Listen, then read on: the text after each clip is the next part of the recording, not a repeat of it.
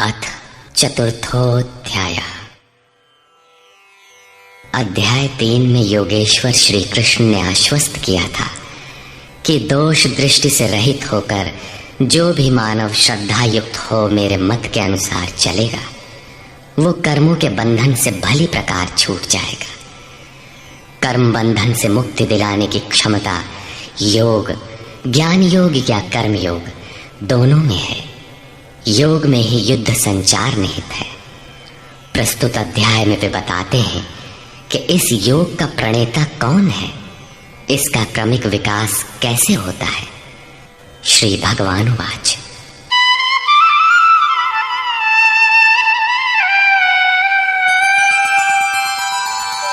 इमं विवस्वते योगं प्रोक्तवानहमव्ययम् विवस्वान्मनवे प्राह मनुरिक्ष्वाकवे ब्रवीत्।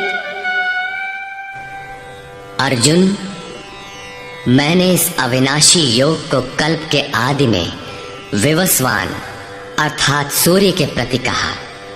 विवस्वान ने मनु से और मनु ने इक्ष्वाकु से कहा। किसने कहा? मैंने। श्री कृष्ण कौन थे? एक योगी, तत्व स्थित महापुरुष ही इस अविनाशी योग को कल्प के आरंभ में अर्थात भजन के आरंभ में विवस्वान अर्थात जो विवश हैं ऐसे प्राणियों से कहता है, सुरा में संचार कर देता है।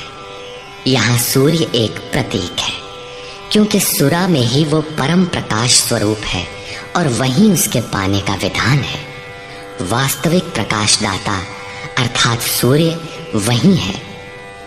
ये योग अविनाशी है।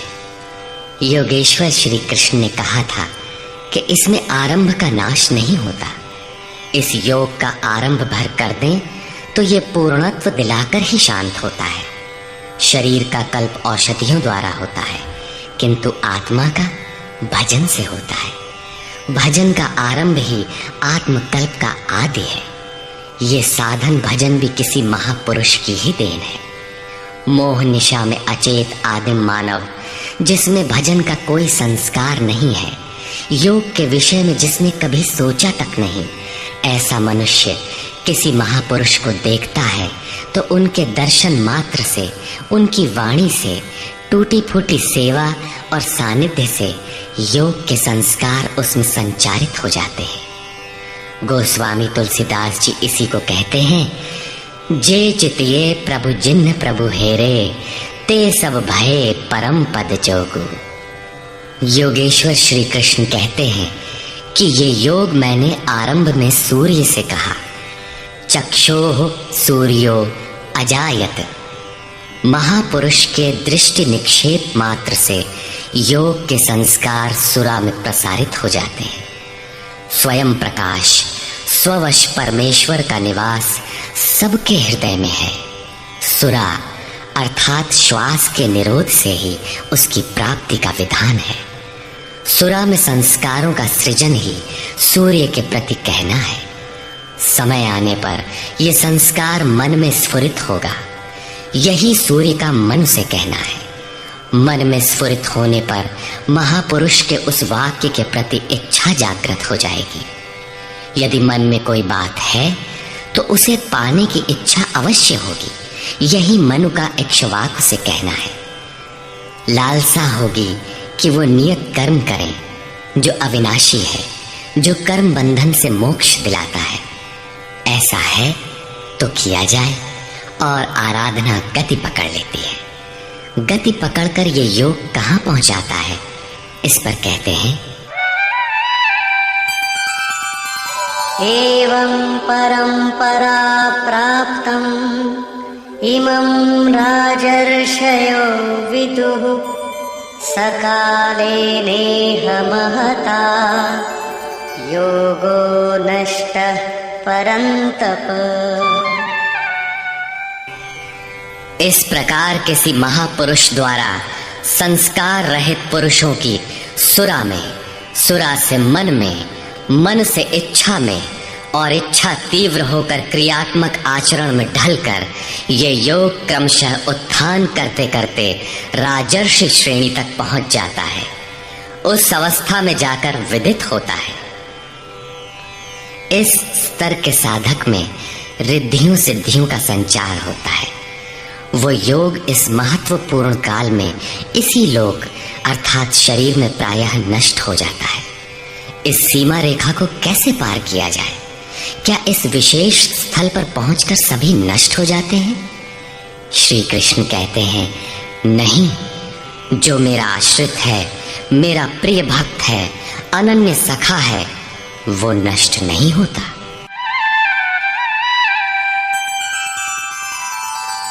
स एवायं मया तेद्य योगः प्रोक्तः पुरातनः भक्तोऽसि मे सखा चेति रहस्यं ह्येतदुत्तमम्। वो ही ये पुरातन योग अब मैंने तेरे लिए वर्णन किया है, क्योंकि तू मेरा भक्त और सखा है, और ये योग उत्तम रहस्यपूर्ण है। अर्जुन क्षत्रिय श्रेणी का साधक था, राजर्षि की अवस्था वाला था, जहां रिद्धियों सिद्धियों के थपेड़े में साधक नष्ट हो जाता है। इस काल में भी योग कल्याण की मुद्रा में ही है, किंतु प्रायः साधक यहाँ पहुंचकर लड़खड़ा जाते हैं। ऐसा अविनाशी किंतु रहस्यमय योग श्री कृष्ण ने अर्जुन से कहा, क्योंकि नष्ट होने की अवस्था में अर्जुन था ही। क्यों कहा? इसलिए कि तू मेरा भक्त है, अनन्य भाव से मेरे आश्रित है, प्रिय है, सखा है। जिस परमात्मा की हमें चाह है, वो सद्गुरु परमात्मा आत्मा से अभिन्न होकर जब निर्देशन देने लगे, तभी वास्तविक भजन आरंभ होता है। यहाँ प्रेरक की अवस्था में परमात्मा और सद्गुरु एक दूसरे के पर्याय हैं। जिस सतह पर हम खड़े हैं, उसी स्तर पर जब स्वयं प्रभु हृदय में उतर आए, रोकथाम करने लगे, डगमगाने पर संभालें, तभी मन वश में हो पाता है। मन बस होई तबही जब प्रेरक प्रभु बरजे। जब तक इष्ट देव रथी होकर आत्मा से अभिन्न होकर प्रेरक के रूप में खड़े नहीं हो जाते, तब तक सही मात्रा में इस पथ में प्रवेश ही नहीं होता। वो साधक प्रत्याशी अवश्य है, लेकिन भजन उसके पास कहाँ? पूज्य गुरुदेव भगवान कहा करते थे, हो हम कई बार नष्ट होते होते बच गए, भगवान ने ही बचा लिया। भगवान ने ऐसे समझाया, ये कहा। हमने पूछा, महाराज जी, क्या भगवान भी बोलते हैं, बातचीत करते हैं? बोले, हाँ हो, भगवान ऐसे बतियावत है जैसे हम तुम बतियाई, घंटों बतियाई और क्रम न टूटे। हमें उदासी हुई और आश्चर्य भी कि भगवान कैसे बोलते होंगे, ये तो बड़ी नई बात है। कुछ देर बाद महाराज जी बोले, काहे घबराता है, तो हूं से बतियाई है। अक्षरशः सत्य था उनका कथन, और यही सख्य भाव है। सखा की तरह वे निराकरण करते रहें, तभी इस नष्ट होने वाली स्थिति से साधक पार हो पाता है। अभी तक योगेश्वर श्री कृष्ण ने किसी महापुरुष द्वारा योग के आरंभ, इसमें आने वाले व्यवधान, उससे पार पाने का रास्ता बताया। इस पर अर्जुन ने प्रश्न किया। अर्जुन उवाच,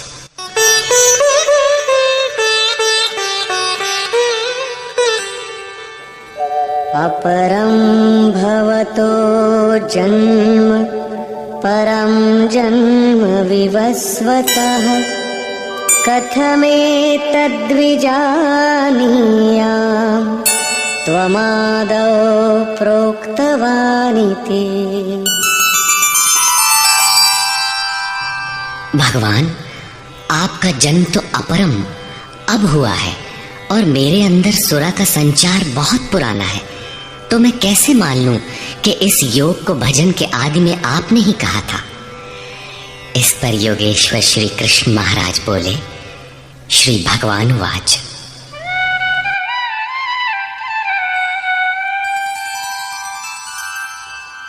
बहूनि मे व्यतीतानि जन्मानि तव चार्जुन, तान्यहं वेद सर्वाणि न त्वं वेत्थ परन्तप। अर्जुन, मेरे और तेरे बहुत से जन्म हो चुके हैं। हे परम तप, उन सबको तू नहीं जानता, किंतु मैं जानता हूं। साधक नहीं जानता, स्वरूपस्थ महापुरुष जानता है, अव्यक्त की स्थिति वाला जानता है। क्या आप सबकी तरह पैदा होते हैं? श्री कृष्ण कहते हैं, नहीं, स्वरूप की प्राप्ति शरीर प्राप्ति से भिन्न है। मेरा जन्म इन आंखों से नहीं देखा जा सकता। मैं अजन्मा, अव्यक्त, शाश्वत होते हुए भी शरीर के आधार वाला हूं। अवधू जीवत में कर आशा, मुए मुक्ति गुरु कहे स्वार्थी, झूठा दे विश्वासा। शरीर के रहते ही उस परम तत्व में प्रवेश पाया जाता है। लेश मात्र भी कमी है तो जन्म लेना पड़ता है। अभी तक अर्जुन श्री कृष्ण को अपने समान देहधारी समझता है। वो अंतरंग प्रश्न रखता है, क्या आपका जन्म वैसा ही है जैसा सबका है? क्या आप भी शरीरों की तरह पैदा होते हैं? श्री कृष्ण कहते हैं,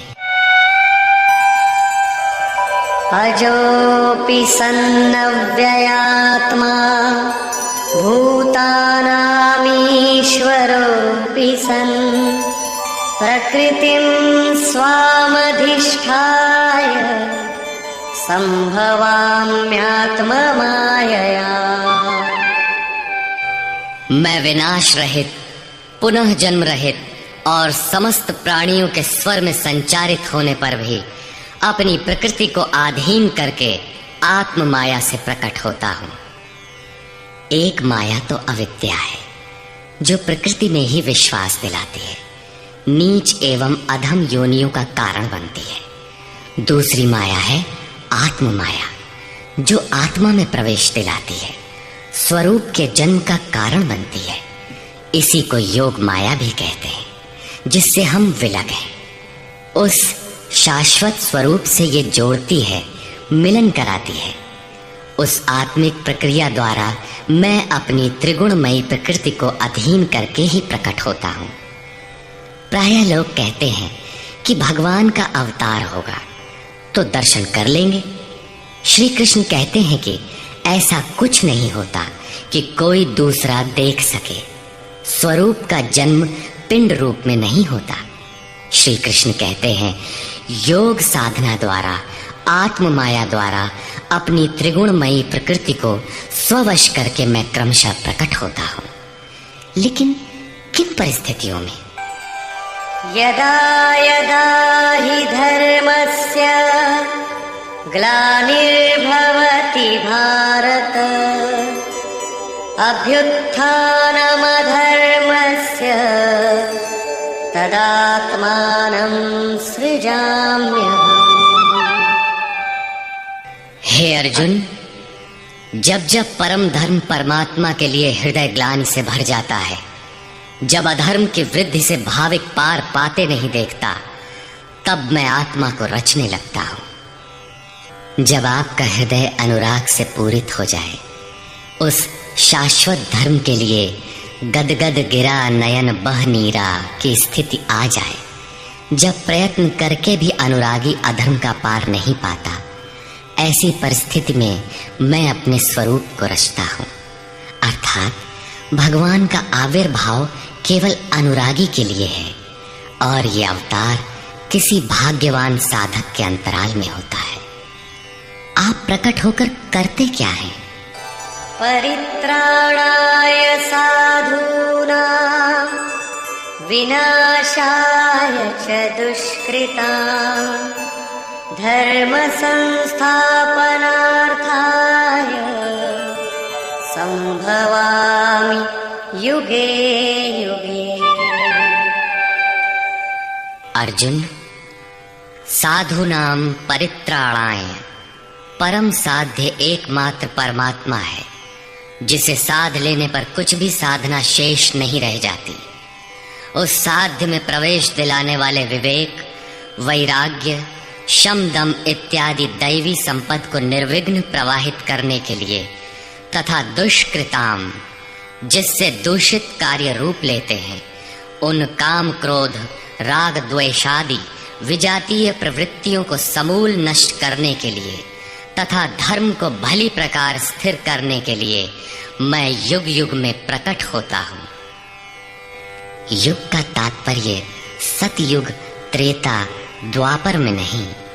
युग धर्मों का उतार चढ़ाव मनुष्यों के स्वभाव पर है। युग धर्म सदैव रहे हैं। मानस में संकेत है, नित जुग धर्म हो ही सब केरे, हृदय राम माया के प्रेरे। युग धर्म सभी के हृदय में नित्य होते रहते हैं। अविद्या से नहीं बल्कि विद्या से, राम माया की प्रेरणा से हृदय में होते हैं, जिसे प्रस्तुत श्लोक में आत्म माया कहा गया है। वही है राम माया। हृदय में राम की स्थिति दिला देने वाली, राम से प्रेरित है वो विद्या। कैसे समझा जाए कि अब कौन सा युग कार्य कर रहा है? तो शुद्ध सत्व समता विज्ञाना, कृत प्रभाव प्रसन्न मन जाना। जब हृदय में शुद्ध सत्व गुण ही कार्यरत हो, राजस तथा तामस दोनों गुण शांत हो जाएं, विषमताएं समाप्त हो गई हों, जिसका किसी से द्वेष न हो, विज्ञान हो, अर्थात इष्ट से निर्देशन लेने और उस पर टिकने की क्षमता हो, मन में प्रसन्नता का पूर्ण संचार हो, जब ऐसी योग्यता आ जाए तो सतयुग में प्रवेश मिल गया। इसी प्रकार दो अन्य युगों का वर्णन किया और अंत में तामस बहुत रजोगुण थोरा, कलि प्रभाव विरोध चहुओरा। तामस गुण भरपूर हो, किंचित राजसी गुण भी उसमें हो, चारों ओर वैर और विरोध हो, तो ऐसा व्यक्ति कलियुगीन है। जब तामसी गुण कार्य करता है तो मनुष्य में आलस्य, निद्रा, प्रमाद का बाहुल्य होता है। वो कर्तव्य जानते हुए भी उसमें प्रवृत्त नहीं हो सकता। निषिद्ध कर्म जानते हुए भी उससे निवृत्ति नहीं हो सकती। इस प्रकार युग धर्मों का उतार चढ़ाव मनुष्यों की आंतरिक योग्यता पर निर्भर है। किसी ने इन योग्यताओं को 4 युग कहा है, तो कोई इन्हें ही 4 वर्ण का नाम देता है, तो कोई इन्हें ही अति उत्तम, उत्तम, मध्यम और निकृष्ट 4 श्रेणी के साधक कहकर संबोधित करता है। प्रत्येक युग में इष्ट साथ देते हैं। हाँ, उच्च श्रेणी में अनुकूलता की भरपूरता प्रतीत होती है, निम्न युगों में सहयोग क्षीण प्रतीत होता है। संक्षेप में श्री कृष्ण कहते हैं कि साध्य वस्तु दिलाने वाले विवेक, वैराग्य इत्यादि को निर्विघ्न प्रवाहित करने के लिए तथा दूषण के कारक काम, क्रोध, राग, द्वेष इत्यादि का पूर्ण विनाश करने के लिए, परम धर्म परमात्मा में स्थिर रखने के लिए मैं युग युग में अर्थात हर परिस्थिति, हर श्रेणी में प्रकट होता हूँ, बशर्ते कि ग्लानि हो। जब तक इष्ट समर्थन न दे तब तक आप समझ ही नहीं सकेंगे कि विकारों का विनाश हुआ अथवा अभी कितना शेष है। प्रवेश से पराकाष्ठा पर्यंत इष्ट हर श्रेणी में, हर योग्यता के साथ रहते हैं। उनका प्राकट्य अनुरागी के हृदय में होता है। भगवान प्रकट हैं तब तो सभी दर्शन करते होंगे। श्री कृष्ण कहते हैं, नहीं। जन्म कर्म च मे दिव्यम् एवं यो वेत्ति तत्त्वतः त्यक्त्वा देहं पुनर्जन्म नैति मामेति सोऽर्जुन। अर्जुन, मेरा वो जन्म अर्थात ग्लानि के साथ स्वरूप की रचना तथा मेरा कर्म अर्थात दुष्कृतियों के कारणों का विनाश, साध्य वस्तु को दिलाने वाली क्षमताओं का निर्दोष संचार, धर्म की स्थिरता, ये कर्म और जन्म दिव्य अर्थात अलौकिक है, लौकिक नहीं है। इन चर्म चक्षुओं से उसे देखा नहीं जा सकता, मन बुद्धि से उसे मापा नहीं जा सकता। जब इतना गूढ़ है तो उसे देखता कौन है? केवल यो वेत्ति तत्वतः, केवल तत्वदर्शी ही मेरे इस जन्म और कर्म को देखता है और मेरा साक्षात करके वो पुनर्जन्म को नहीं प्राप्त होता, बल्कि मुझे प्राप्त होता है। जब तत्वदर्शी ही भगवान के जन्म और कार्य को देख पाता है तो लोग लाखों की संख्या में भीड़ लगाए क्यों खड़े हैं कि कहीं अवतार होगा तो दर्शन करेंगे? क्या आप तत्वदर्शी हैं? महात्मा वेश में आज भी विविध तरीके से, मुख्यतः महात्मा वेश की आड़ में बहुत से लोग प्रचार करते फिरते हैं कि वे अवतार हैं, या उनके दलाल प्रचार कर देते हैं। लोग भेड़ की तरह अवतार को देखने टूट पड़ते, किंतु श्री कृष्ण कहते हैं कि केवल तत्वदर्शी ही देख पाता है। अब तत्वदर्शी किसे कहते हैं? अध्याय 2 में सत असत का निर्णय देते हुए योगेश्वर श्री कृष्ण ने बताया था कि अर्जुन, असत वस्तु का अस्तित्व नहीं है और सत का तीनों कालों में कभी अभाव नहीं है। तो क्या आप ऐसा कहते हैं?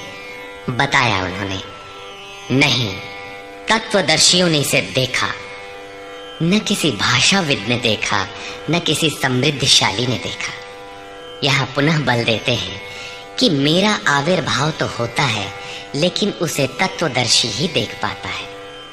तत्वदर्शी एक प्रश्न है। ऐसा कुछ नहीं कि 5 तत्व हैं, 25 तत्व हैं, इनकी गणना सीख ली और हो गए तत्वदर्शी। श्री कृष्ण ने आगे बताया कि आत्मा ही परम तत्व है। आत्मा परम से संयुक्त होकर परमात्मा हो जाता है। आत्म साक्षात्कार करने वाला ही इस आविर्भाव को समझ पाता है। सिद्ध है कि अवतार किसी विरही अनुरागी के हृदय में होता है। आरंभ में उसे वो समझ नहीं पाता कि हमें कौन संकेत देता है, कौन मार्गदर्शन करता है, किंतु परम तत्व परमात्मा के दर्शन के साथ ही वो देख पाता है, समझ पाता है और फिर शरीर को त्याग कर पुनर्जन्म को प्राप्त नहीं होता। श्री कृष्ण ने कहा कि मेरा जन्म दिव्य है, इसे देखने वाला मुझे प्राप्त होता है। तो लोगों ने उनकी मूर्ति बना ली, पूजा करने लगे, आकाश में कहीं उनके निवास की कल्पना कर ली। ऐसा कुछ नहीं है। उन महापुरुषों का आशय केवल इतना था कि यदि आप निर्धारित कर्म करें तो पाएंगे कि आप भी दिव्य हैं। आप जो हो सकते हैं वो मैं हो गया हूँ। मैं आपकी संभावना हूँ, आपका ही भविष्य हूँ।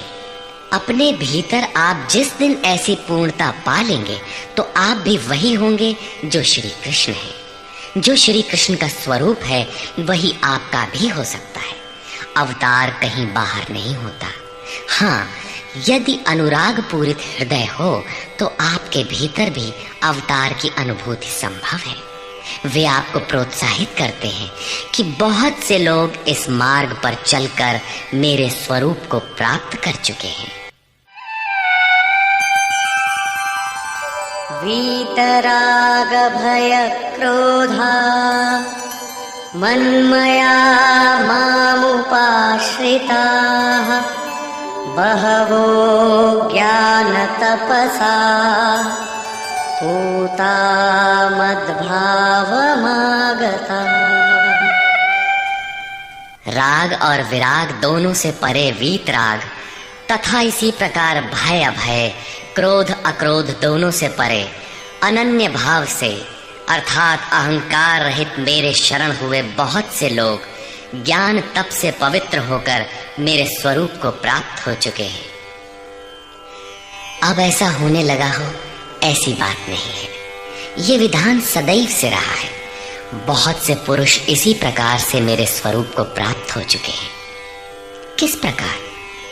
जिन जिन का हृदय अधर्म की वृद्धि देखकर परमात्मा के लिए ग्लानि से भर गया, उस स्थिति में मैं अपने स्वरूप को रचता हूँ। वे मेरे स्वरूप को प्राप्त होते हैं। जिसे योगेश्वर श्री कृष्ण ने तत्व दर्शन कहा था, उसे ही अब ज्ञान कहते हैं। परम तत्व है परमात्मा, उसे प्रत्यक्ष दर्शन के साथ जानना ज्ञान है। ऐसी जानकारी वाले ज्ञानी मेरे स्वरूप को प्राप्त करते हैं। यहाँ ये प्रश्न पूरा हो गया। अब वे योग्यता के आधार पर भजने वालों का श्रेणी विभाजन करते हैं। ये यथा मां प्रपद्यन्ते तांस्तथैव भजाम्यहम् मम वर्त्मानुवर्तन्ते मनुष्याः पार्थ सर्वशः। पार्थ, जो मुझे जितनी लगन से जैसा भजते हैं, मैं भी उनको वैसा ही भजता हूँ, उतनी ही मात्रा में सहयोग देता हूँ। साधक की श्रद्धा ही कृपा बनकर उसे मिलती है। इस रहस्य को जानकर सुधी जन संपूर्ण भाव से मेरे मार्ग के अनुसार ही बरतते हैं। जैसा मैं बरतता हूँ, जो मुझे प्रिय है वैसा ही आचरण करते हैं। जो मैं कराना चाहता हूँ वही करते हैं। भगवान कैसे भजते हैं? वे रथी बनकर खड़े हो जाते हैं, साथ चलने लगते हैं। यही उनका भजना है। दूषित जिनसे पैदा होते हैं, उनका विनाश करने के लिए वे खड़े हो जाते हैं। सत्य में प्रवेश दिलाने वाले सद्गुणों का परित्राण करने के लिए वे खड़े हो जाते हैं। जब तक इष्ट देव हृदय से पूर्णता रथी न हो और हर कदम पर सावधान न करें, तब तक कोई कैसा ही भजनानंदी क्यों न हो, लाख आंख मूंदे, लाख प्रयत्न करे, वो इस प्रकृति के द्वंद्व से पार नहीं हो सकता। वो कैसे समझेगा कि हम कितनी दूरी तय कर चुके, कितना शेष है। इष्ट ही आत्मा से अभिन्न होकर खड़े हो जाते हैं और उसका मार्गदर्शन करते हैं कि तुम यहाँ पर हो, ऐसे करो, ऐसे चलो। इस प्रकार प्रकृति की खाई पाटते हुए, शनैः शनैः आगे बढ़ाते हुए स्वरूप में प्रवेश दिला देंगे। भजन तो साधक को ही करना पड़ता है, किंतु उसके द्वारा इस पथ में जो दूरी तय होती है वो इष्ट की देन है। ऐसा जानकर सभी मनुष्य सर्वतोभावेन मेरा अनुसरण करते हैं। किस प्रकार वे बरतते हैं? कांक्षन्तः कर्मणां सिद्धिं यजन्त इह देवताः क्षिप्रं हि मानुषे लोके सिद्धिर्भवति कर्मजा। वे पुरुष इस मनुष्य शरीर में कर्मों की सिद्धि चाहते हुए देवताओं को पूजते हैं। कर्म कौन सा? श्री कृष्ण ने कहा, अर्जुन, तो नियत कर्म कर। नियत कर्म क्या है? यज्ञ की प्रक्रिया ही कर्म है। यज्ञ क्या है? साधना की विधि विशेष, जिसमें श्वास प्रश्वास का हवन, इंद्रियों के बहिर्मुखी प्रवाह को संयमाग्नि में हवन किया जाता है, जिसका परिणाम है परमात्मा। कर्म का शुद्ध अर्थ है आराधना, जिसका स्वरूप इसी अध्याय में आगे मिलेगा। इस आराधना का परिणाम क्या है? संसिद्धिम, परम सिद्धि परमात्मा, यान्ति ब्रह्म सनातनम, शाश्वत ब्रह्म में प्रवेश, परम नैष्कर्म्य की स्थिति। श्री कृष्ण कहते हैं, मेरे अनुसार बरतने वाले लोग इस मनुष्य लोक में कर्म के परिणाम परम नैष्कर्म्य सिद्धि के लिए देवताओं को पूजते हैं, अर्थात दैवी संपत्ति को बलवती बनाते हैं। तीसरे अध्याय में उन्होंने बताया था कि इस यज्ञ द्वारा तुम देवताओं की वृद्धि करो, दैवी संपद को बलवती बनाओ। ज्यों ज्यों हृदय देश में वो दैवी संपद उन्नत होगी, त्यों ही त्यों तुम्हारी उन्नति होगी। इस प्रकार परस्पर उन्नति करते हुए परम श्रेय को प्राप्त हो जाओ। अंत तक उन्नति करते जाने की ये अंतः क्रिया है।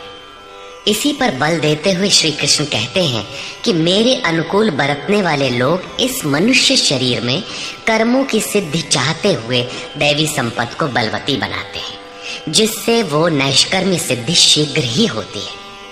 वो असफल नहीं होती, सफल ही होती है। शीघ्र का तात्पर्य, क्या कर्म में प्रवृत्ति होते ही तत्क्षण ये परम सिद्धि मिल जाती है?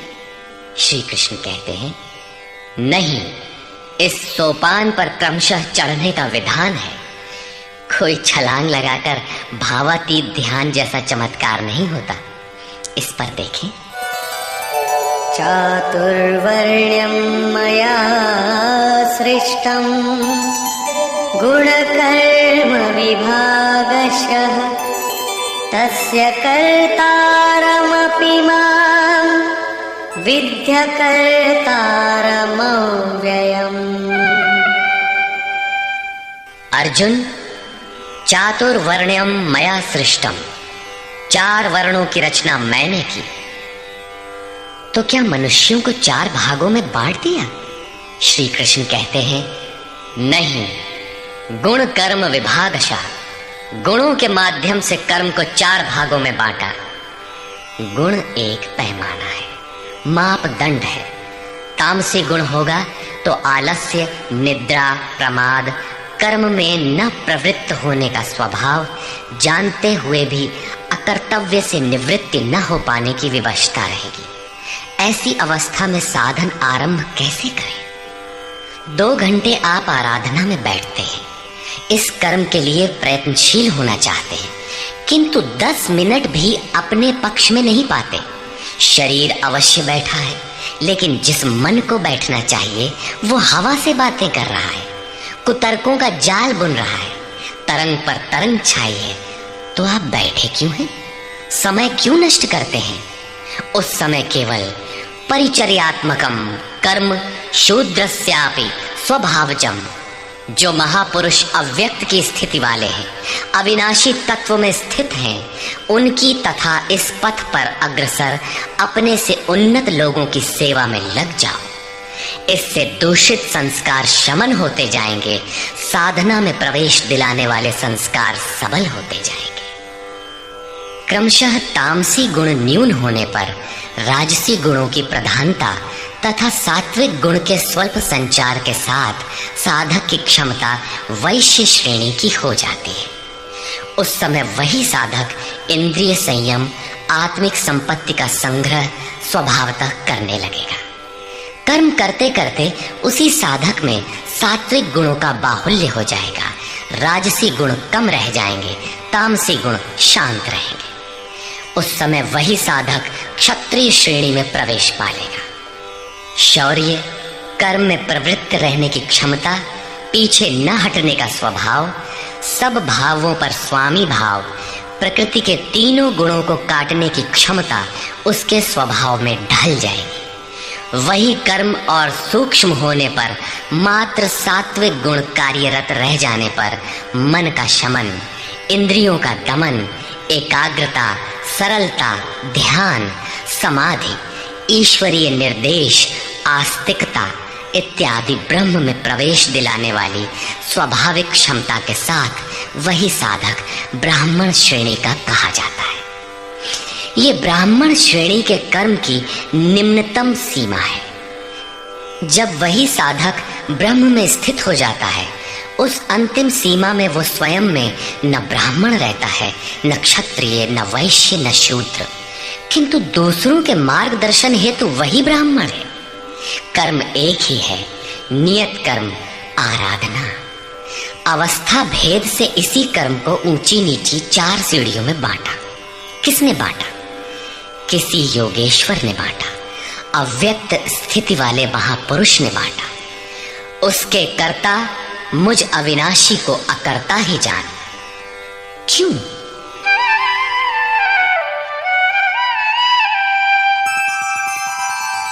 न मां कर्माणि लिम्पन्ति न मे कर्मफले स्पृहा इति मां योऽभिजानाति कर्मभिर्न सबध्यते। क्योंकि कर्मों के फल में मेरी स्पृहा नहीं है। कर्मों का फल क्या है? श्री कृष्ण ने पीछे बताया था कि यज्ञ जिससे पूरा होता है उस क्रिया का नाम कर्म है, और पूर्ति काल में यज्ञ जिसकी रचना करता है उस ज्ञानामृत को पान करने वाला शाश्वत सनातन ब्रह्म में प्रवेश पा लेता है। कर्म का परिणाम है परमात्मा। उस परमात्मा की चाह भी अब मुझे नहीं है, क्योंकि वो मुझसे भिन्न नहीं है। मैं अव्यक्त स्वरूप हूँ, उसी की स्थिति वाला हूँ। अब आगे कोई सत्ता नहीं जिसके लिए इस कार्य पर स्नेह रखूं। इसलिए कर्म मुझे लिपायमान नहीं करते, और इसी स्तर से जो भी मुझे जानता है, अर्थात जो कर्मों के परिणाम परमात्मा को प्राप्त कर लेता है, उसे भी कर्म नहीं बांधते। जैसे श्री कृष्ण, वैसे उस स्तर से जानने वाला महापुरुष। एवं ज्ञात्वा कृतं कर्म पूर्वैरपि मुमुक्षुभिः कुरु कर्मैव तस्मात् त्वं पूर्वैः पूर्वतरं कृतम्। अर्जुन, पहले होने वाले मोक्ष की इच्छा वाले पुरुषों द्वारा भी यही जानकर कर्म किया गया। क्या जानकर? यही कि जब कर्मों का परिणाम परमात्मा भिन्न न रह जाए, कर्मों के परिणाम परमात्मा की स्पृहा न रह जाने पर उस पुरुष को कर्म नहीं बांधते। श्री कृष्ण इसी स्थिति वाले हैं, इसलिए वे कर्म से लिपायमान नहीं होते, और उसी स्तर से हम जान लेंगे तो हमें भी कर्म नहीं बांधेगा। जैसा श्री कृष्ण, ठीक उसी स्तर से जो भी जान लेगा, वैसा ही वो पुरुष भी कर्म बंधन से मुक्त हो जाएगा। अब श्री कृष्ण भगवान, महात्मा, अव्यक्त, योगेश्वर या महायोगेश्वर जो भी रहे हो, वो स्वरूप सबके लिए है। यही समझकर पहले के मुमुक्षु पुरुषों ने, मोक्ष की इच्छा वाले पुरुषों ने कर्म पर कदम रखा। इसलिए अर्जुन, तू भी पूर्वजों द्वारा सदा से किए हुए इसी कर्म को कर। यही कल्याण का एकमात्र मार्ग है। अभी तक योगेश्वर श्री कृष्ण ने कर्म करने पर बल दिया, किंतु ये स्पष्ट नहीं किया कि कर्म क्या है। अध्याय 2 में उन्होंने कर्म का नाम मात्र लिया कि अब इसी को तो निष्काम कर्म के विषय में सुन। उसकी विशेषताओं का वर्णन किया कि ये जन्म मरण के महान भय से रक्षा करता है। कर्म करते समय सावधानी का वर्णन किया, लेकिन ये नहीं बताया कि कर्म क्या है। अध्याय 3 में उन्होंने कहा कि ज्ञान मार्ग अच्छा लगे या निष्काम कर्म योग, कर्म तो करना ही पड़ेगा। न कर्मों को त्यागने से कोई ज्ञानी होता है, और न कर्म को न आरंभ करने से कोई निष्कर्मी। हठवश जो नहीं करते वे दंभी हैं। इसलिए मन से इंद्रियों को वश में करके कर्म कर। कौन सा कर्म करे? तो बताया, नियत कर्म कर। अब ये निर्धारित कर्म है कौन? तो बोले, यज्ञ की प्रक्रिया ही नियत कर्म है। एक नवीन प्रश्न दिया कि यज्ञ क्या है जिसे करें तो कर्म हो जाए। वहां भी यज्ञ की उत्पत्ति बताई, उसकी विशेषताओं का वर्णन किया, किंतु यज्ञ नहीं बताया जिससे कर्म को समझा जा सके। अभी तक ये स्पष्ट नहीं हुआ कि कर्म क्या है। अब कहते हैं कि अर्जुन, कर्म क्या है, अकर्म क्या है, इस विषय में बड़े बड़े विद्वान भी मोहित हैं। उसे भली प्रकार समझ लेना चाहिए। किं कर्म किम कर्मेति कवयोऽप्यत्र मोहिताः तत्ते कर्म प्रवक्ष्यामि यज्ञात्वा मोक्ष्यसे शुभाम्। कर्म क्या है और अकर्म क्या है, इस विषय में बुद्धिमान पुरुष भी मोहित है। इसलिए मैं वो कर्म तेरे लिए अच्छी तरह से कहूंगा जिसे जानकर तू अशुभात मोक्ष से, अशुभ अर्थात संसार बंधन से भली प्रकार छूट जाएगा। कर्म कोई ऐसी वस्तु है जो संसार बंधन से मुक्ति दिलाती है। इसी कर्म को जानने के लिए श्री कृष्ण पुनः बल देते हैं। कर्मणो ह्यपि बोद्धव्यं च विकर्मणः अकर्मणश्च बोद्धव्यं गहना कर्मणो गतिः। कर्म का स्वरूप भी जानना चाहिए, अकर्म का स्वरूप भी समझना चाहिए, और विकर्म अर्थात विकल्प शून्य विशेष कर्म जो आप्त पुरुषों द्वारा होता है उसे भी जानना चाहिए, क्योंकि कर्म की गति गहन है। कतिपय लोगों ने विकर्म का अर्थ निषिद्ध कर्म, मन लगाकर किया गया कर्म इत्यादि किया है। वस्तुतः यहाँ वि उपसर्ग विशिष्टता का द्योतक है। प्राप्ति के पश्चात महापुरुषों के कर्म विकल्प शून्य होते हैं। आत्मस्थित, आत्मतृप्त, आत्मकाम महापुरुषों को न तो कर्म करने से कोई लाभ है और न छोड़ने से कोई हानि ही है, फिर भी वे पीछे वालों के हित के लिए कर्म करते हैं।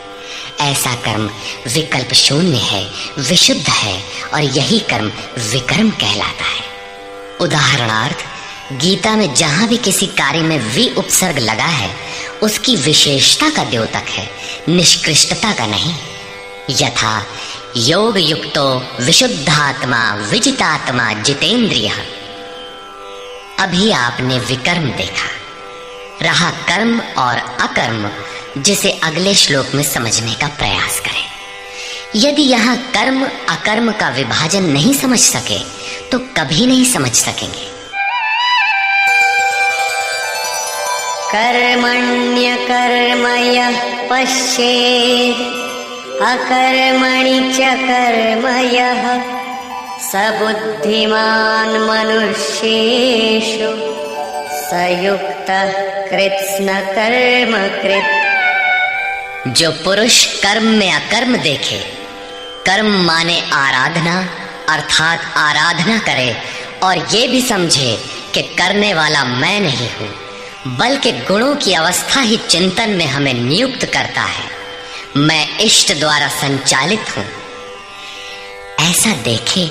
और जब इस प्रकार अकर्म देखने की क्षमता आ जाए और धारावाहिक रूप से कर्म होता रहे, तभी समझना चाहिए कि कर्म सही दिशा में हो रहा है।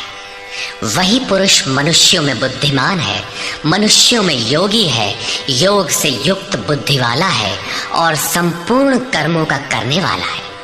उसके द्वारा कर्म करने में लेश मात्र भी त्रुटि नहीं रह जाती। कर्म का अर्थ है भजन, कर्म का अर्थ है योग साधना को भली प्रकार संपादित करना, जिसका विशद वर्णन इसी अध्याय में आगे आ रहा है। यहाँ कर्म और अकर्म का केवल विभाजन किया गया, जिससे कर्म करते समय उसे सही दिशा दी जा सके और उस पर चला जा सके।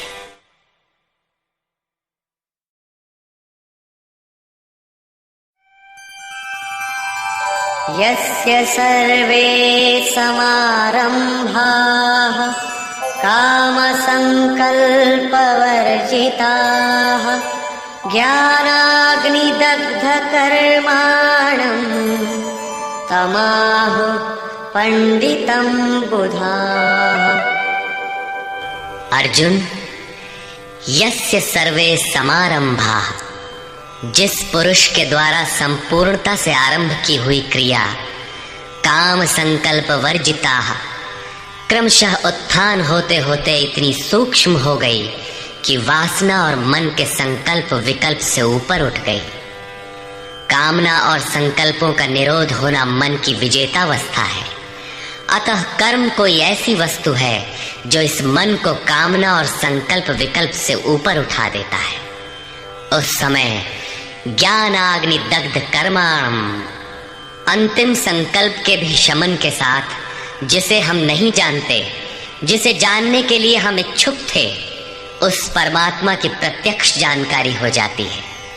क्रियात्मक पथ पर चलकर परमात्मा की प्रत्यक्ष जानकारी का नाम ही ज्ञान है। उस ज्ञान के साथ ही दग्ध कर्माणम, कर्म सदा के लिए दग्ध हो जाते हैं। जिसे पाना था पा लिया, आगे कोई सत्ता नहीं जिसकी शोध करे, इसलिए कर्म करके ढूंढे भी तो किसे। उस जानकारी के साथ कर्म की आवश्यकता समाप्त हो जाती है। ऐसी स्थिति वालों को ही बोध स्वरूप महापुरुषों ने पंडित कहकर संबोधित किया है। उनकी जानकारी पूर्ण है। ऐसी स्थिति वाला महापुरुष करता क्या है, रहता कैसे है, उसकी रहनी पर प्रकाश डालते हैं।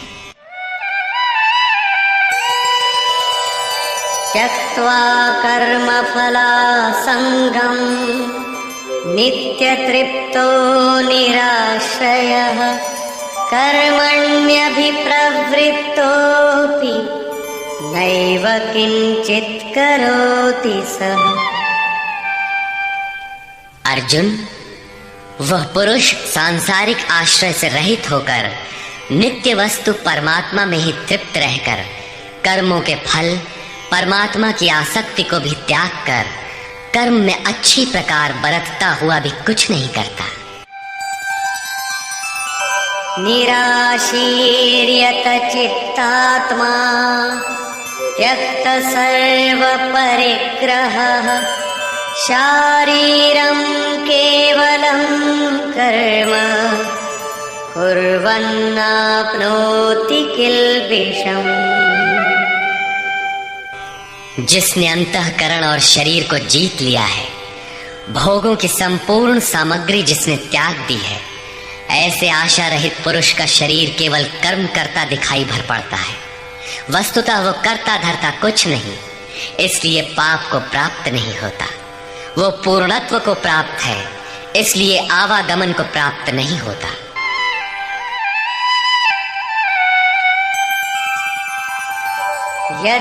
यदृच्छालाभ संतुष्टो द्वन्द्वातीतो विमत्सरः समः सिद्धावसिद्धौ च कृत्वापि न निबध्यते।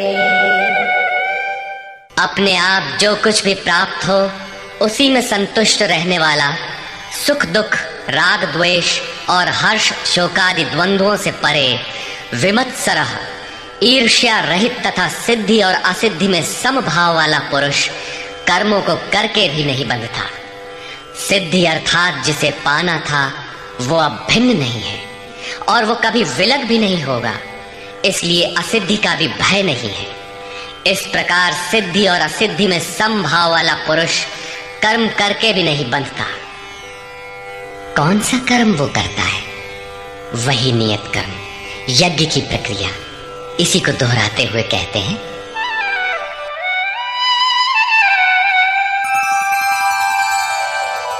गत संगस्य मुक्तस्य ज्ञानावस्थित चेतसः यज्ञायाचरतः कर्म समग्रं प्रविलीयते। अर्जुन, यज्ञायाचरतः कर्म, यज्ञ का आचरण ही कर्म है और साक्षात्कार का नाम ही ज्ञान है।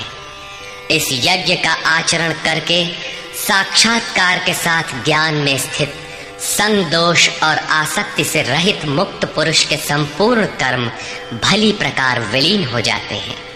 वे कर्म कोई परिणाम उत्पन्न नहीं कर पाते, क्योंकि कर्मों का फल परमात्मा उनसे भिन्न नहीं रह गया। अब फल में कौन सा फल लगेगा?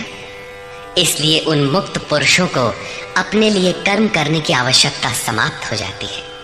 फिर भी लोक संग्रह के लिए वे कर्म करते ही हैं और करते हुए भी वे इन कर्मों से लिप्त नहीं होते। जब करते हैं तो लिप्त क्यों नहीं होते?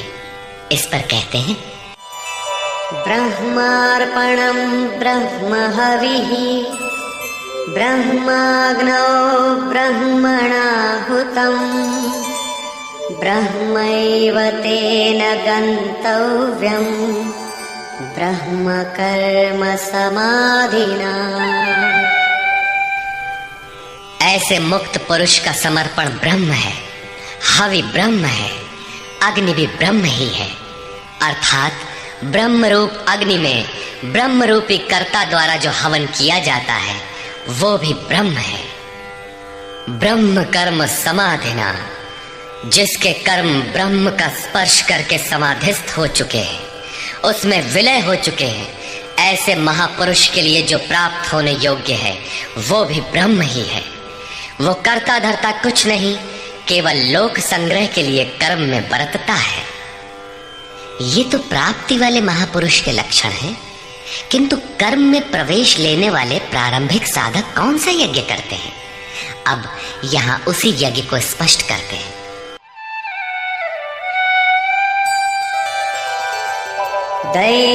दैवमेवापरे यज्ञं योगिनः पर्युपासते, ब्रह्माज्ञावपरे यज्ञं यज्ञेनैवोपजुह्वति। गत श्लोक में योगेश्वर श्री कृष्ण ने परमात्म स्थित महापुरुषों के यज्ञ का निरूपण किया, किंतु दूसरे योगी जो अभी उस तत्व में स्थित नहीं हुए हैं, क्रिया में प्रवेश करने वाले हैं, वे आरंभ कहां से करें? इस पर कहते हैं कि दूसरे योगी लोग दैवम यज्ञम अर्थात दैवी संपद को अपने हृदय में बलवती बनाते हैं, जिसके लिए ब्रह्मा का निर्देश था कि इस यज्ञ द्वारा तुम लोग देवताओं की उन्नति करो। ज्यों ज्यों हृदय देश में दैवी संपद अर्जित होगी, वही तुम्हारी प्रगति होगी और क्रमशः परस्पर उन्नति करके परम श्रेय को प्राप्त करो। दैवी संपद को हृदय देश में बलवती बनाना प्रवेशिका श्रेणी के योगियों का यज्ञ है। वो दैवी संपद अध्याय 16 के आरंभिक 3 श्लोकों में वर्णित है, जो हैं तो सब में केवल महत्वपूर्ण कर्तव्य समझकर उनकी जागृति करें, उनमें लगे। इन्हीं को इंगित करते हुए योगेश्वर ने कहा कि अर्जुन, तू शोक मत कर, क्योंकि तू दैवी संपद को प्राप्त हुआ है, तू मुझ में निवास करेगा, मेरे ही शाश्वत स्वरूप को प्राप्त करेगा, क्योंकि ये दैवी संपद परम कल्याण के लिए ही है। और इसके विपरीत आसुरी संपद नीच और अधम योनियों का कारण है। इसी आसुरी संपद का हवन होने लगता है, इसलिए ये यज्ञ है और यहीं से यज्ञ का आरंभ है। दूसरे योगी ब्रह्माग्नौ पर ब्रह्म परमात्म रूप अग्नि में यज्ञ के द्वारा ही यज्ञ का अनुष्ठान करते हैं। श्री कृष्ण ने आगे बताया कि इस शरीर में अधियज्ञ मैं हूं। यज्ञों का अधिष्ठाता अर्थात यज्ञ जिसमें विलय होते हैं, वो पुरुष मैं हूं। श्री कृष्ण एक योगी थे, सद्गुरु थे। इस प्रकार दूसरे योगी जन ब्रह्म रूपी अग्नि में यज्ञ अर्थात यज्ञ स्वरूप सद्गुरु को उद्देश्य बनाकर यज्ञ का अनुष्ठान करते हैं। सारांशतः सद्गुरु के स्वरूप का ध्यान करते हैं। श्रोत्रादीनीन्द्रियाण्यन्ये संयमाग्निषु जुह्वति, शब्दादीन् विषयानन्य इंद्रियाग्निषु जुह्वति। अन्य योगी जन श्रोत्रादिक अर्थात श्रोत्र, नेत्र, त्वचा, जिह्वा, नासिका सब इंद्रियों को संयम रूपी अग्नि में हवन करते हैं, अर्थात इंद्रियों को विषयों से समेट कर संयत कर लेते हैं। यहाँ आग नहीं जलती। जैसे अग्नि में डालने से हर वस्तु भस्मसात हो जाती है, ठीक इसी प्रकार संयम ही एक अग्नि है जो इंद्रियों के संपूर्ण बहिर्मुखी प्रवाह को दग्ध कर देता है। दूसरे योगी लोग शब्दादिक अर्थात शब्द, स्पर्श, रूप, रस और गंध विषयों को इंद्रिय रूपी अग्नि में हवन कर देते हैं, अर्थात उनका आशय बदलकर साधना परक बना लेते हैं। साधक को संसार में रहकर ही तो भजन करना है। सांसारिक लोगों के भले बुरे शब्द उससे टकराते ही रहते हैं। विषयोत्तेजक ऐसे शब्दों को सुनते ही साधक उनके आशय को योग, वैराग्य सहायक, वैराग्योत्तेजक भावों में बदलकर इंद्रिय रूपी अग्नि में हवन कर देते हैं। जैसे कि एक बार अर्जुन अपने चिंतन में रत था, अकस्मात उसके कर्ण कुहरों में संगीत लहरी झंझना उठी। उसने सिर उठाकर देखा तो उर्वशी खड़ी थी, जो एक वेश्या थी। सभी उसके रूप पर मुग्ध हो झूम रहे थे, किंतु अर्जुन ने उसे स्नेहिल दृष्टि से मातृवत देखा। उस शब्द रूप से मिलने वाले विकार विलीन हो गए, इंद्रियों के अंतराल में ही समाहित हो गए। यहाँ इंद्रिय ही अग्नि है। अग्नि में डाली हुई वस्तु जैसे भस्मसात हो जाती है, उसी प्रकार आशय बदलकर इष्ट के अनुकूल ढाल लेने पर विषयोत्तेजक रूप, रस, गंध, स्पर्श और शब्द भी भस्म हो जाते हैं। साधक पर कुप्रभाव नहीं डाल पाते। साधक इन शब्दादिकों में रुचि नहीं लेता, इन्हें ग्रहण नहीं करता। इन श्लोकों में अपरे, अन्य शब्द एक ही साधक की ऊंची नीची अवस्थाएं हैं। एक ही यज्ञकर्ता का ऊंचा नीचा स्तर है, न कि अपरे अपरे कहने से कोई अलग अलग यज्ञ। सर्वाणि इंद्रिय कर्माणि प्राणकर्माणि चापरे आत्मसंयम योगाग्नौ जुह्वति ज्ञान दीपिते। अभी तक योगेश्वर ने जिस यज्ञ की चर्चा की, उसमें क्रमशः दैवी संपत्ति को अर्जित किया जाता है। इंद्रियों की संपूर्ण चेष्टाओं का संयम किया जाता है। बलात् विषयोत्तेजक शब्दादिकों के टकराने पर भी उनका आशय बदलकर उनसे बचा जाता है।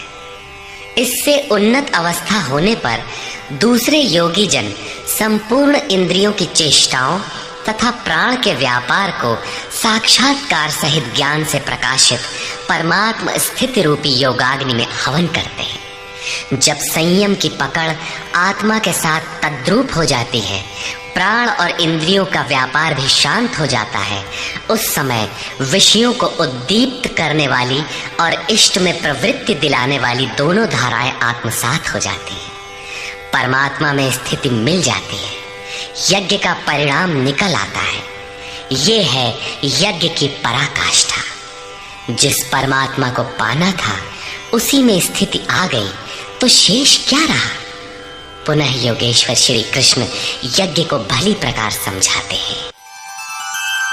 द्रव्य यज्ञास्तपो यज्ञा योग यज्ञास्तथा परे स्वाध्याय ज्ञान यज्ञाश्च यतयः संशित व्रता।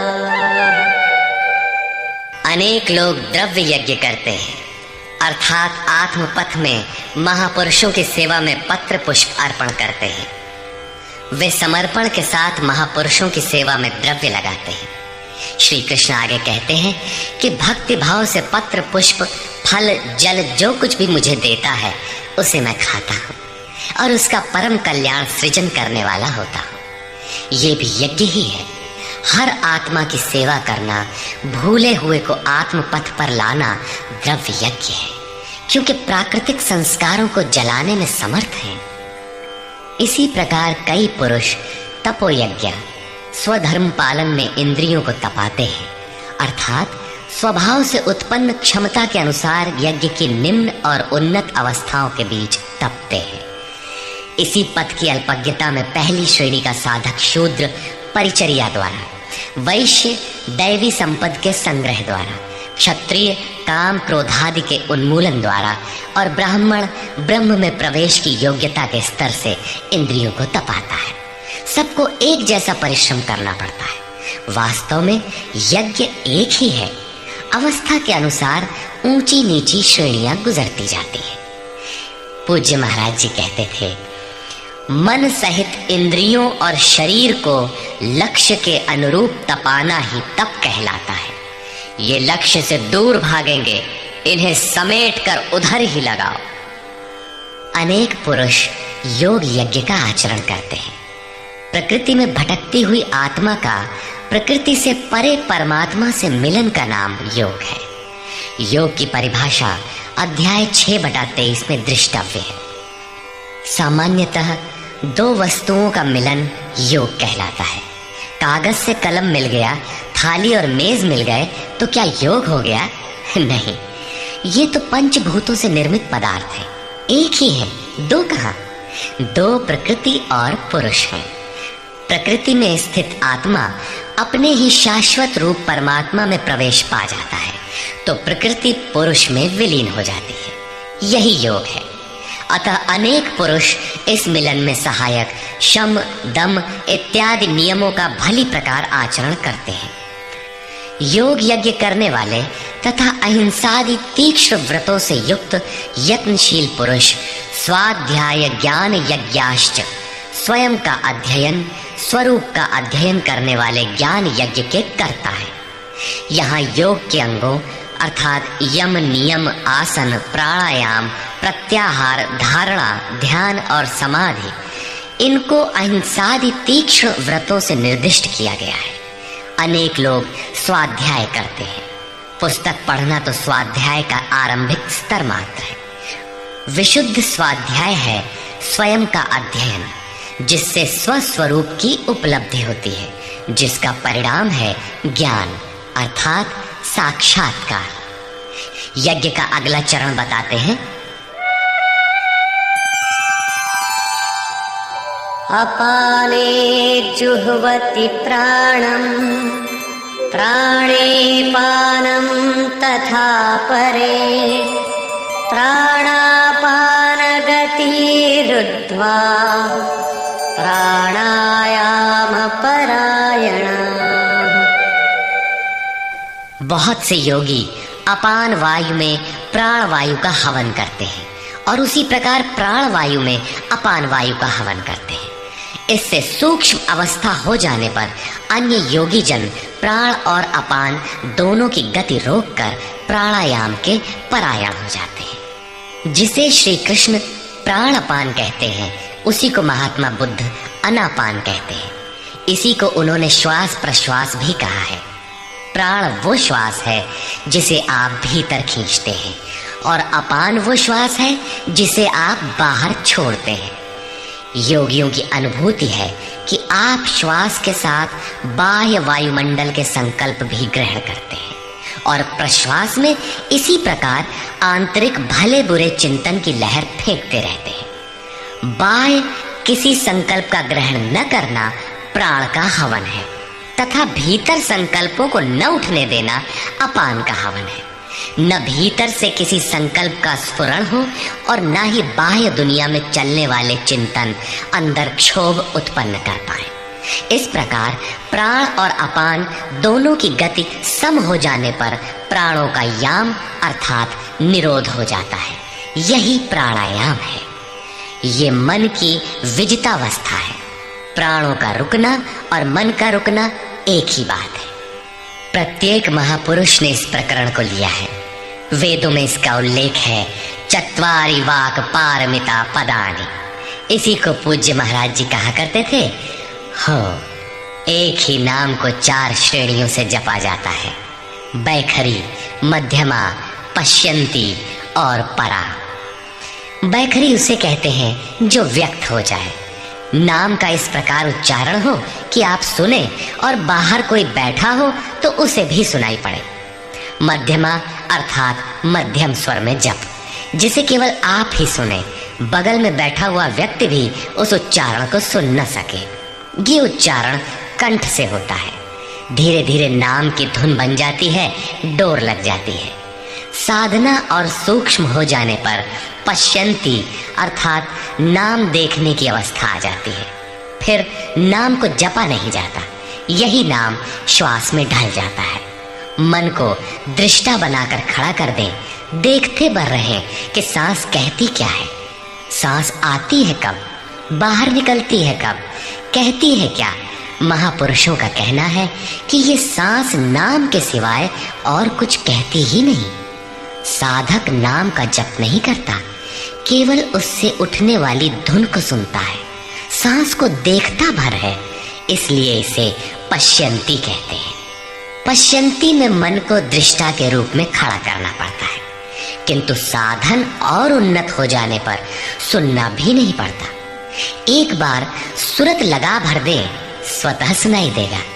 जपय न जपावे अपने से आवे, न स्वयं जपो न मन को सुनने के लिए बाध्य करो और जप चलता रहे। इसी का नाम है अजपा।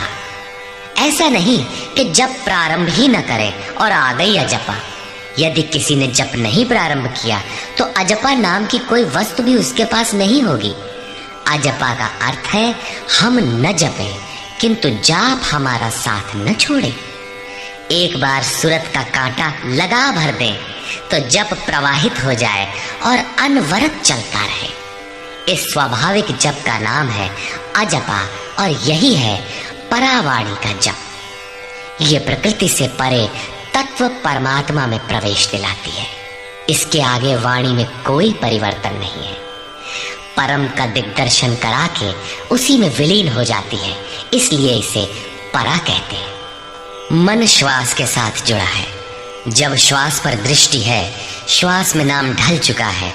भीतर से न तो किसी संकल्प का उत्थान है और न बाह्य वायुमंडल के संकल्प भीतर प्रवेश कर पाते हैं। यही मन पर विजय की अवस्था है। इसी के साथ यज्ञ का परिणाम निकल आता है। अपरे नियताहाराः प्राणान् प्राणेषु जुह्वति सर्वेप्येते यज्ञविदो यज्ञक्षपितकल्मषाः। दूसरे नियमित आहार करने वाले प्राण को प्राणों में ही हवन करते हैं। पूज्य महाराज जी कहा करते थे कि योगी का आहार दृढ़, आसन दृढ़ और निद्रा दृढ़ होनी चाहिए। आहार विहार पर नियंत्रण बहुत आवश्यक है। ऐसे अनेक योगी प्राण को प्राण में ही हवन कर देते हैं, अर्थात श्वास लेने पर ही ध्यान केंद्रित रखते हैं, प्रश्वास पर ध्यान नहीं देते। सांस आई तो सुना ओम, पुनः सांस आई तो ओम सुनते रहें। इस प्रकार यज्ञों द्वारा नष्ट पाप वाले ये सभी पुरुष यज्ञ के जानकार हैं। इन निर्दिष्ट विधियों में से यदि कहीं से भी करते हैं तो वे सभी यज्ञ के ज्ञाता हैं। अब यज्ञ का परिणाम बताते हैं।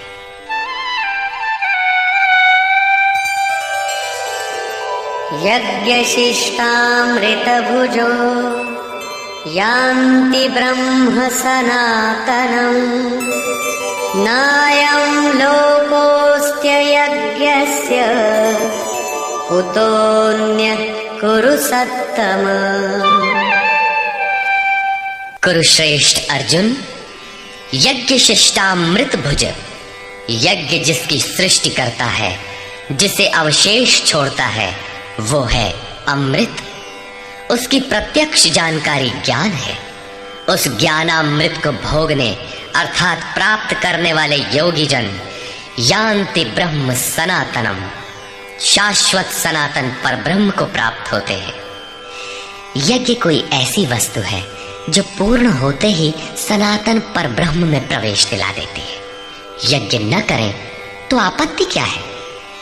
श्री कृष्ण कहते हैं कि यज्ञ रहित पुरुष को पुनः ये मनुष्य लोक अर्थात मानव शरीर भी सुलभ नहीं होता, फिर अन्य लोग कैसे सुखदायी होंगे? उसके लिए तो तिर्यक योनियां सुरक्षित हैं, इससे अधिक कुछ नहीं। अतः यज्ञ करना मनुष्य मात्र के लिए नितांत आवश्यक है।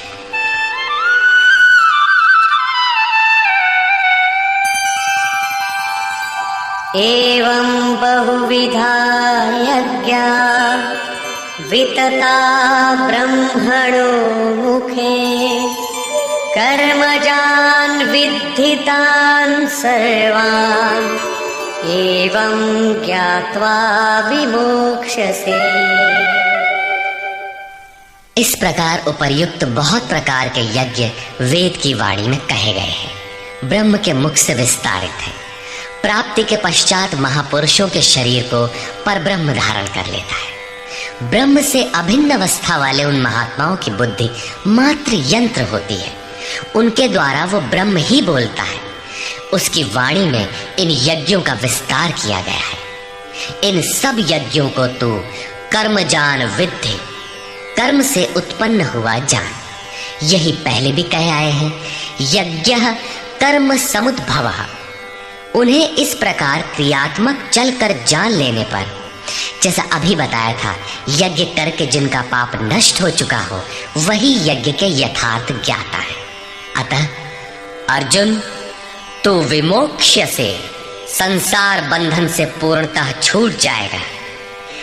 यहाँ योगेश्वर ने कर्म को स्पष्ट कर दिया। वो हरकत कर्म है जिससे उपर्युक्त यज्ञ पूर्ण होते हैं। अब यदि दैवी संपत्ति का अर्जन, सद्गुरु का ध्यान, इंद्रियों का संयम, श्वास का प्रश्वास में हवन, प्रश्वास का श्वास में हवन, प्राणापान की गति का निरोध खेती करने से होता हो, व्यापार, नौकरी या राजनीति करने से होता हो, तो आप करिए। यज्ञ तो ऐसी क्रिया है जो पूर्ण होते ही तत्क्षण परब्रह्म में प्रवेश दिला देती है। बाह्य किसी भी कार्य से आप तत्क्षण ब्रह्म में प्रवेश पा जाते हो तो कीजिए। वस्तुतः ये सब के सब यज्ञ चिंतन की अंतःक्रियाएं, आराधना का चित्रण है जिससे आराध्य देव विदित होता है। यज्ञ उस आराध्य तक की दूरी तय करने की निर्धारित प्रक्रिया विशेष है। ये यज्ञ श्वास प्रश्वास, प्राणायाम इत्यादि जिस क्रिया से संपन्न होते हैं उस कार्य प्रणाली का नाम कर्म है। कर्म का शुद्ध अर्थ है आराधना, चिंतन। प्रायः लोग कहते हैं कि संसार में कुछ भी किया जाए हो गया कर्म। कामना से रहित होकर कुछ भी करते जाओ हो गया निष्काम कर्मयोग। कोई कहता है कि अधिक लाभ के लिए विदेशी वस्त्र बेचते हैं तो आप सकामी हैं। देश सेवा के लिए स्वदेशी बेचें तो हो गया निष्काम कर्मयोग। निष्ठा पूर्वक नौकरी करें, हानि लाभ की चिंता से मुक्त होकर व्यापार करें, हो गया निष्काम कर्मयोग। जय पराजय की भावना से मुक्त होकर युद्ध करें, चुनाव लड़ें, हो गए निष्कर्मी। मरोगे तो मुक्ति हो जाएगी। वस्तुतः ऐसा कुछ भी नहीं है। योगेश्वर श्री कृष्ण ने स्पष्ट शब्दों में बताया कि इस निष्काम कर्म में निर्धारित क्रिया एक ही है। व्यवसायात्मिका बुद्धि रेकेह कुरुनंदन। अर्जुन, तू निर्धारित कर्म को कर। यज्ञ की प्रक्रिया ही कर्म है। यज्ञ क्या है? श्वास प्रश्वास का हवन, इंद्रियों का संयम, यज्ञ स्वरूप महापुरुष का ध्यान, प्राणायाम, प्राणों का निरोध। ये यज्ञ जिससे होने लगे उस क्रिया का नाम कर्म है। संपूर्ण गीता में एक भी श्लोक ऐसा नहीं है जो सांसारिक कार्य व्यापारों का समर्थन करता हो। प्रायः यज्ञ का नाम आने पर लोग बाहर एक यज्ञ वेदी बनाकर तिल जौ लेकर स्वाहा बोलते हुए हवन प्रारंभ कर देते हैं। ये धोखा है। द्रव्य यज्ञ दूसरा है जिसे श्री कृष्ण ने कई बार कहा, किंतु पशु बलि, वस्तुदाह इत्यादि से इसका कोई संबंध नहीं है।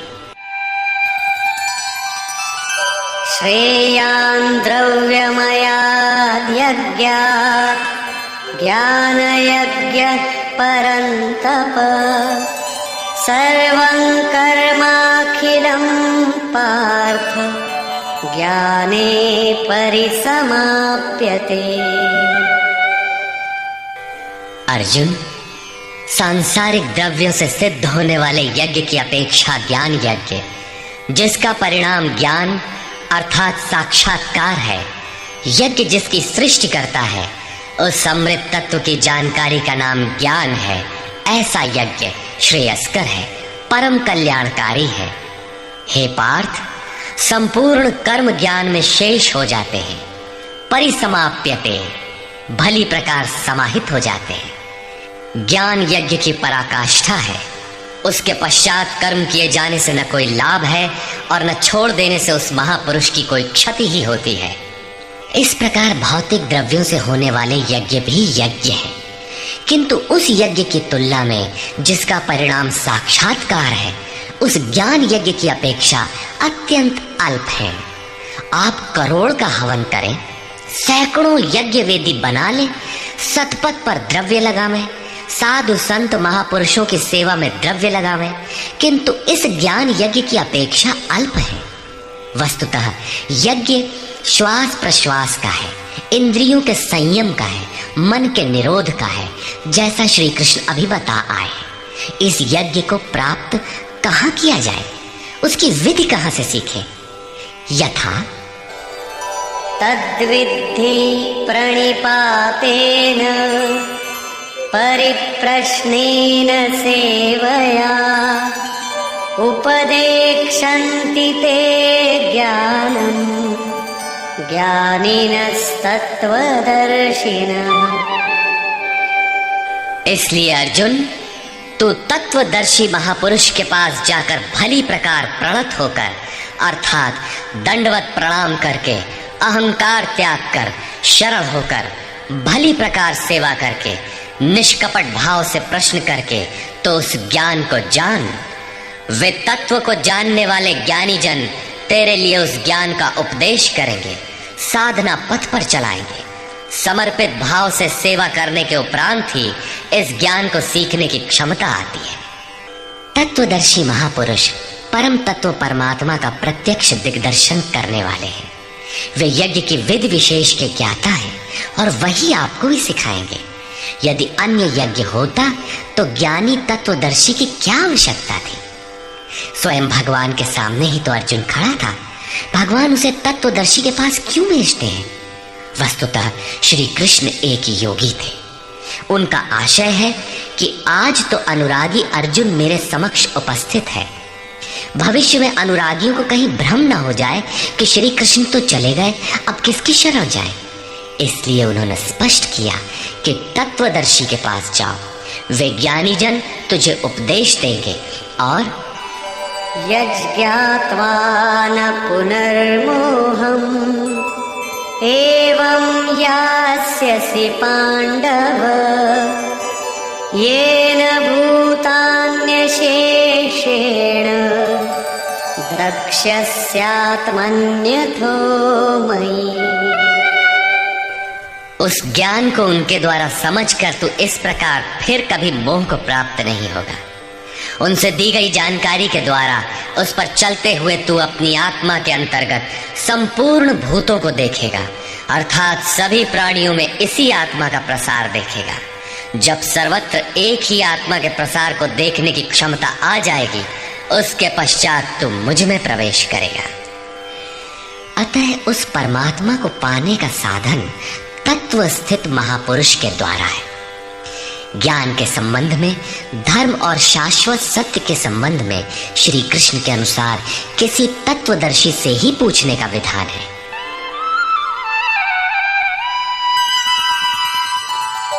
अपि चेदसि पापेभ्यः सर्वेभ्यः पापकृत्तमः सर्वं ज्ञानप्लवेनैव वृजिनं संतरिष्यसि। यदि तू सब पापियों से भी अधिक पाप करने वाला है, तब भी ज्ञान रूपी नौका द्वारा सभी पापों से निस्संदेह भली प्रकार तर जाएगा।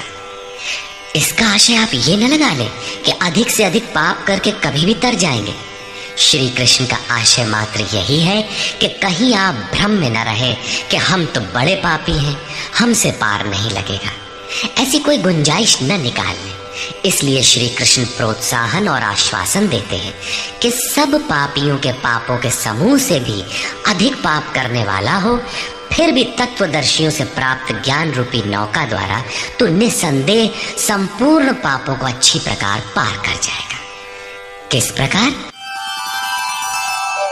यथैधांसि समिद्धोऽग्निः भस्मसात् कुरुतेऽर्जुन ज्ञानाग्निः सर्वकर्माणि भस्मसात् कुरुते तथा।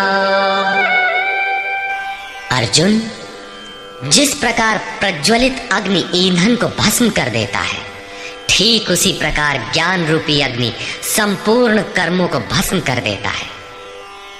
ये ज्ञान की प्रवेशिका नहीं है जहां से यज्ञ में प्रवेश मिलता है, वरन ये ज्ञान अर्थात साक्षात्कार की पराकाष्ठा का चित्रण है, जिसमें पहले विजातीय कर्म भस्म होते हैं और फिर प्राप्ति के साथ चिंतन कर्म भी उसी में विलय हो जाते हैं। जिसे पाना था पा लिया, अब आगे चिंतन कर किसे ढूंढे? ऐसा साक्षात्कार वाला ज्ञानी संपूर्ण शुभाशुभ कर्मों का अंत कर लेगा। वो साक्षात्कार होगा कहाँ? बाहर होगा अथवा भीतर? इस पर कहते हैं,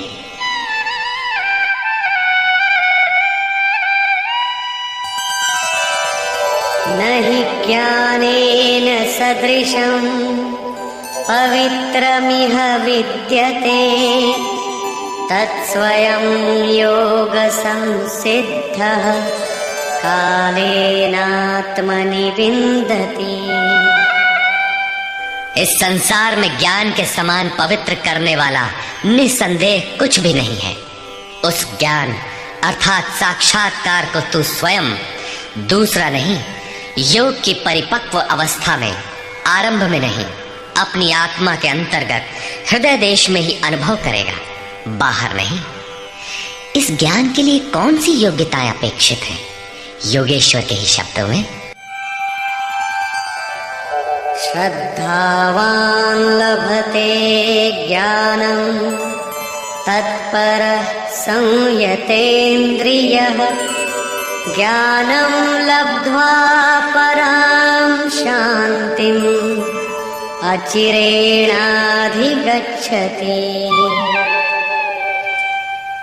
श्रद्धावान, तत्पर तथा संयतेंद्रिय पुरुष ही ज्ञान प्राप्त कर पाता है। भावपूर्वक जिज्ञासा नहीं है तो तत्वदर्शी की शरण जाने पर भी ज्ञान नहीं प्राप्त होता। केवल श्रद्धा ही पर्याप्त नहीं है। श्रद्धावान शिथिल प्रयत्न भी हो सकता है। अतः महापुरुष द्वारा निर्दिष्ट पथ पर तत्परता से अग्रसर होने की लगन आवश्यक है। इसके साथ ही संपूर्ण इंद्रियों का संयम अनिवार्य है। जो वासनाओं से विरत नहीं है उसके लिए साक्षात्कार अर्थात ज्ञान की प्राप्ति कठिन है। केवल श्रद्धावान आचरणरत संयतेंद्रिय पुरुष ही ज्ञान प्राप्त करता है। ज्ञान को प्राप्त कर वो तत्क्षण परम शांति को प्राप्त हो जाता है, जिसके पश्चात कुछ भी पाना शेष नहीं रहता। और जहाँ श्रद्धा नहीं है, अज्ञश्चाश्रद्दधानश्च संशयात्मा विनश्यति नायं लोकोऽस्ति न परो न सुखं संशयात्मनः। अज्ञानी जो यज्ञ के विधि विशेष से अनभिज्ञ है एवं श्रद्धा रहित तथा संशय युक्त पुरुष इस परमार्थ पथ से भ्रष्ट हो जाता है। उनमें भी संशय युक्त पुरुष के लिए न तो सुख है, न पुनः मनुष्य शरीर है और न परमात्मा ही।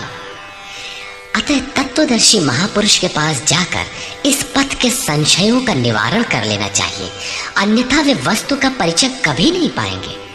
फिर पाता कौन है? योग संन्यस्त कर्माणं ज्ञान संच्छिन्न संशयम् आत्मवन्तं न कर्माणि निबध्नन्ति धनंजय। जिसके कर्म योग द्वारा भगवान में समाहित हो चुके हैं, जिसका संपूर्ण संशय परमात्मा की प्रत्यक्ष जानकारी द्वारा नष्ट हो गया है। परमात्मा से संयुक्त ऐसे पुरुष को कर्म नहीं बांधते। योग के द्वारा ही कर्मों का शमन होगा, ज्ञान से ही संशय नष्ट होगा। इसीलिए श्री कृष्ण कहते हैं, तस्मादज्ञान संभूतं हृत्स्थं ज्ञानासिनात्मनः चित्वैनं संशयं योगम् आतिष्ठोत्तिष्ठ भारत।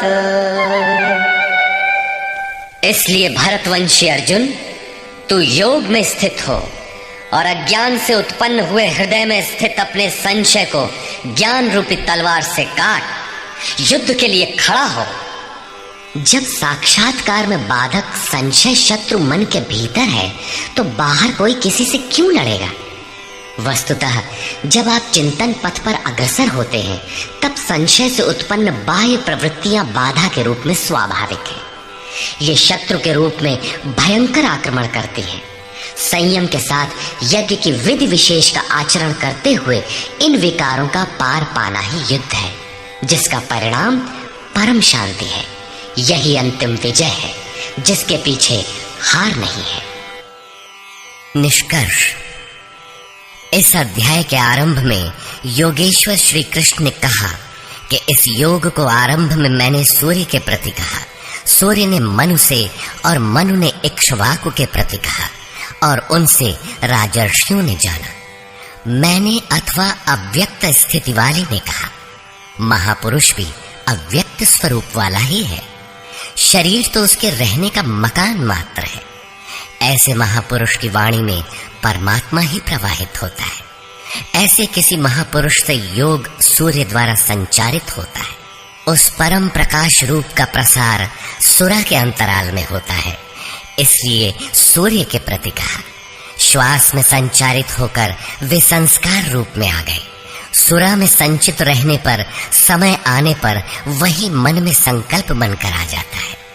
उसकी महत्ता समझने पर मन में उस वाक्य के प्रति इच्छा जागृत होती है और योग कार्य रूप ले लेता है। क्रमशः उत्थान करते करते यह योग रिद्धियों सिद्धियों की राजर्षित्व श्रेणी तक पहुंचने पर नष्ट होने की स्थिति में जा पहुंचता है। किंतु जो प्रिय भक्त है, अनन्य सखा है, उसे महापुरुष ही संभाल लेते हैं। अर्जुन के प्रश्न करने पर कि आपका जन्म तो अब हुआ है, योगेश्वर श्री कृष्ण ने बताया, अव्यक्त, अविनाशी, अजन्मा और संपूर्ण भूतों में प्रवाहित होने पर भी आत्म माया योग प्रक्रिया द्वारा अपनी त्रिगुणमयी प्रकृति को वश में करके मैं प्रकट होता हूं। प्रकट होकर करते क्या है? साध्य वस्तुओं को परित्राण देने तथा जिनसे दूषित उत्पन्न होते हैं उनका विनाश करने के लिए, परम धर्म परमात्मा को स्थिर करने के लिए मैं आरंभ से पूर्ति पर्यंत पैदा होता हूं। मेरा वह जन्म और कर्म दिव्य है, उसे केवल तत्वदर्शी ही जान पाते हैं। भगवान का आविर्भाव तो कलयुग की अवस्था में ही हो जाता है। यदि सच्ची लगन हो, किंतु आरंभिक साधक समझ ही नहीं पाता कि यह भगवान बोल रहे हैं या यूं ही संकेत मिल रहे हैं। आकाश से कौन बोलता है? महाराज जी बताते थे कि जब भगवान कृपा करते हैं, आत्मा से रथी हो जाते हैं, तो खंबे से, वृक्ष से, पत्ते से, शून्य से, हर स्थान से बोलते और संभालते हैं। उत्थान होते होते जब परम तत्व परमात्मा विदित हो जाए, तभी स्पर्श के साथ ही वो स्पष्ट समझ पाता है। इसलिए अर्जुन, मेरे उस स्वरूप को तत्वदर्शियों ने देखा और मुझे जानकर वे तत्क्षण मुझ में ही प्रविष्ट हो जाते हैं, जहां से पुनः आवागमन में नहीं आते। इस प्रकार उन्होंने भगवान के आविर्भाव की विधि को बताया कि वह किसी अनुरागी के हृदय में होता है, बाहर कदापि नहीं। श्री कृष्ण ने बताया, मुझे कर्म नहीं बांधते और इस स्तर से जो जानता है उसे भी कर्म नहीं बांधते। यही समझकर मुमुक्षु पुरुषों ने कर्म का आरंभ किया था कि उस स्तर से जानेंगे तो जैसे श्री कृष्ण, वैसा ही उस स्तर से जानने वाला वह पुरुष, और जान लेने पर वैसा ही वह मुमुक्ष अर्जुन। यह उपलब्धि निश्चित है यदि यज्ञ किया जाए। यज्ञ का स्वरूप बताया, यज्ञ का परिणाम परम तत्व परम शांति बताया। इस ज्ञान को पाया कहां जाए?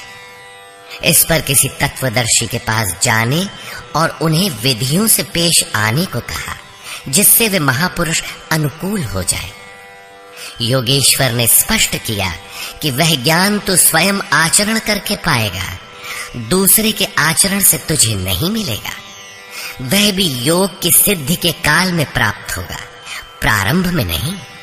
वह ज्ञान अर्थात साक्षात्कार हृदय देश में होगा, बाहर नहीं। श्रद्धालु, तत्पर, संयतेंद्रिय एवं संशय रहित पुरुष ही इसे प्राप्त करता है।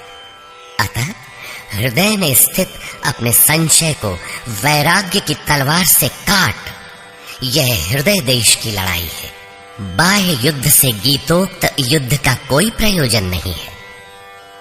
इस अध्याय में योगेश्वर श्री कृष्ण ने मुख्य रूप से यज्ञ का स्वरूप स्पष्ट किया और बताया कि यज्ञ जिससे पूरा होता है उसे करने अर्थात कार्य प्रणाली का नाम कर्म है।